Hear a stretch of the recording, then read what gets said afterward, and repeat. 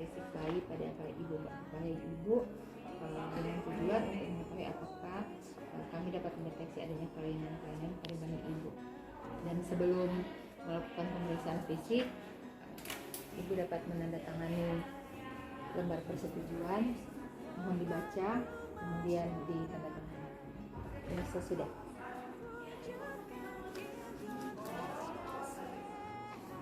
Alat dan bahan yang diperlukan adalah manekin bayi, selimut bayi, pakaian bayi, alas dan kaki, bengkok, bak instrumen, stetoskop, handscoon 1 pasang, midline, kom tutup berisi kapas DPT, termometer, jam tangan, baskom yang berisi klorin, air sabun bersih, dan air bersih, baskom yang berisi klorin, lampu sorot, dan timbangan. Sebelum melakukan pemeriksaan fisik, kita memakai alat pelindung diri berupa helmet, masker, dan penutup kepala.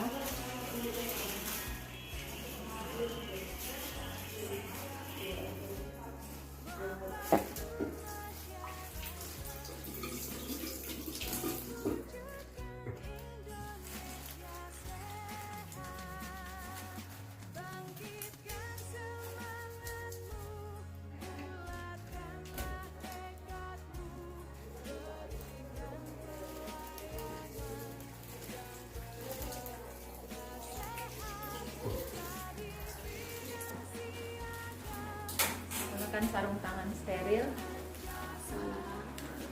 Melakukan anamnesa riwayat ibu meliputi faktor genetik, faktor lingkungan sosial, dan faktor ibu. Ibu waktu hamil kemarin, ibu apakah rajin berperiksa di puskesmas dan di posyandu? Ibu merokok dan minum alkohol? Enggak.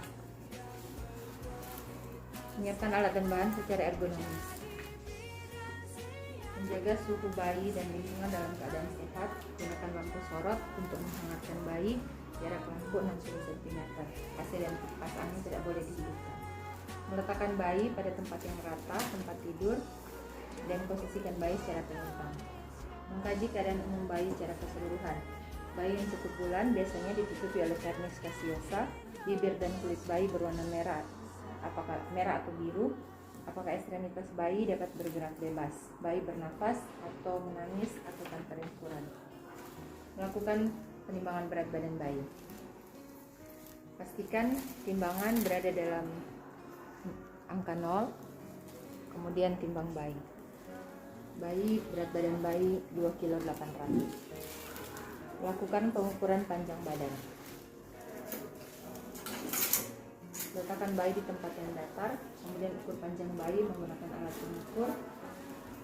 Panjang badan bayi normal 49 sampai 50 cm.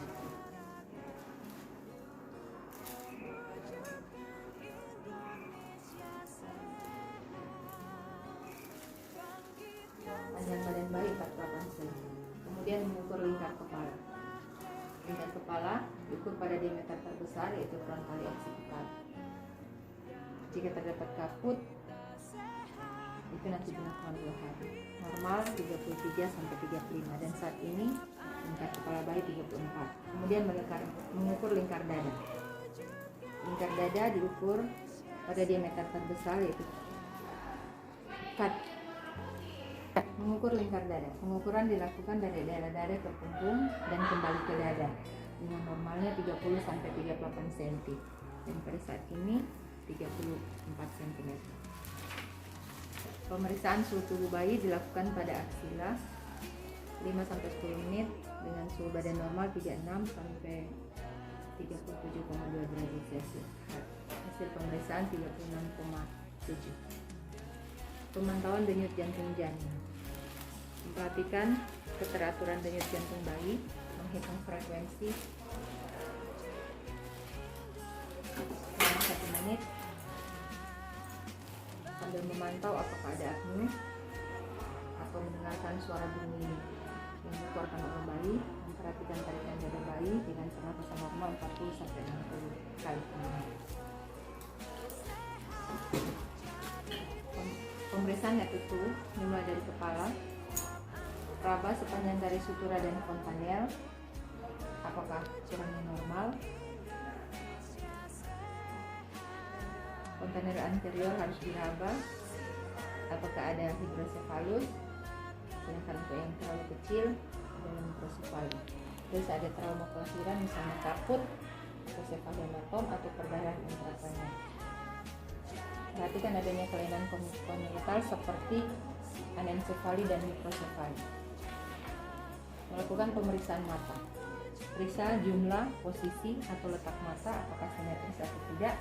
Periksa adanya strabismus, kemudian glaukoma kongenital, ada trauma pada palpebra, apakah ada perdarahan pada konjungtiva atau retina, apakah ada sekret atau konjungtivitis. Periksa sklera, apakah ada icterus. Kaji Aibling refleks untuk menutup dan mengerjakan mata bayi bila terkena sinar matahari atau hembusan angin. Kemudian memeriksa telinga. Pastikan jumlah dan bentuknya simetris atau tidak. Pada bayi cukup bulan, tulang rawan sudah matang dan bentuk telinga tidak ada kelainan. Daun telinga harus berbentuk sempurna.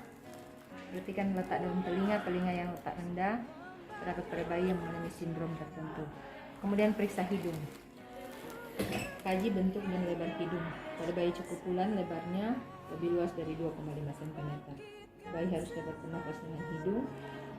Kemudian apakah ada sekret microchlorine, berdarah atau tidak. Kemudian adanya cuping hidung atau tidak. Kalau ada cuping hidung berarti bayi ada gangguan pernafasan. Melakukan pemeriksaan bibir dan mulut. Kaji bentuk bibir apakah simetris atau tidak.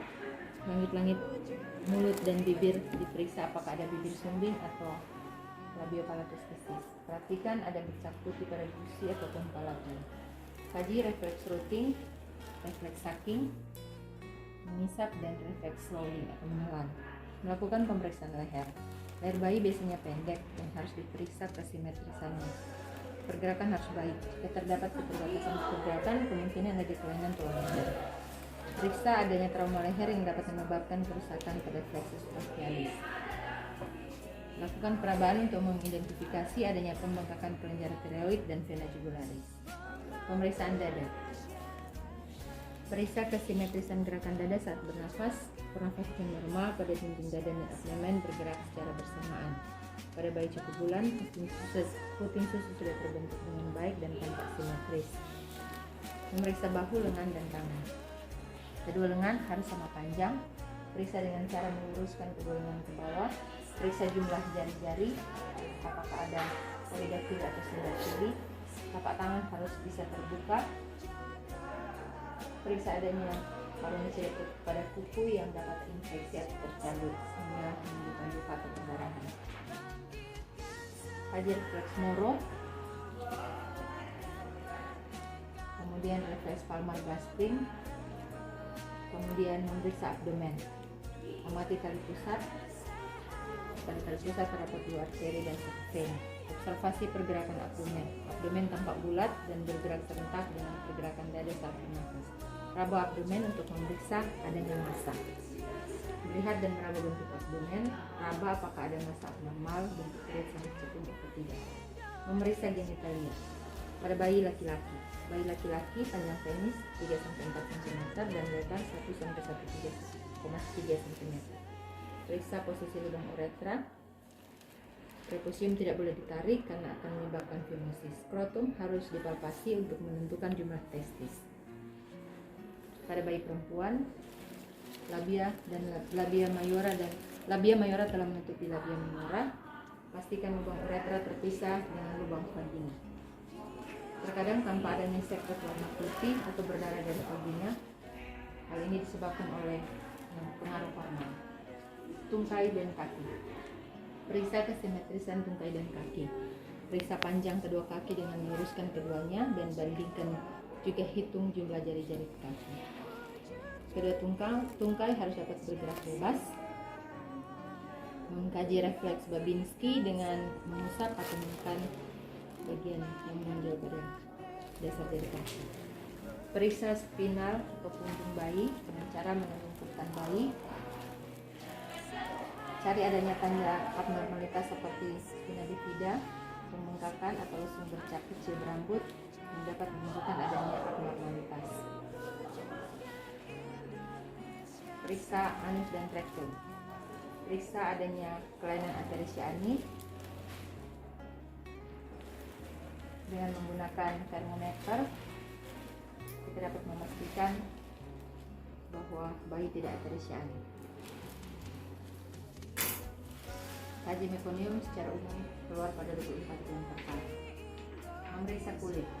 Perhatikan kondisi kulit bayi, warna, ruam, pembengkakan, dan tanda-tanda infeksi. Apakah ada bercak atau tanda lahir, epidermis caseosa, lanugo yang masih terdapat pada bayi yang kurang bulan. Menjelaskan pada orang tua hasil pemeriksaan dan memberikan konseling. Ibu, hasil pemeriksaan hari ini adik normal semua, tidak ada yang terdeteksi adanya kelainan. Jadi DP lanjut nanti ibu kasih menetek kasih bagus ke adik supaya adik kegiatannya turun. Merapikan dan memberikan bayi pada keluarga yang kembali. Merapikan bayi dan memberikan bayi pada keluarga untuk dirawat selanjutnya.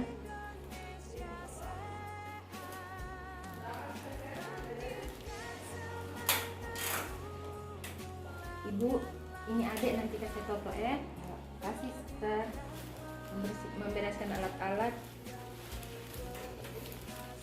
melepas sarung tangan, mencuci tangan dengan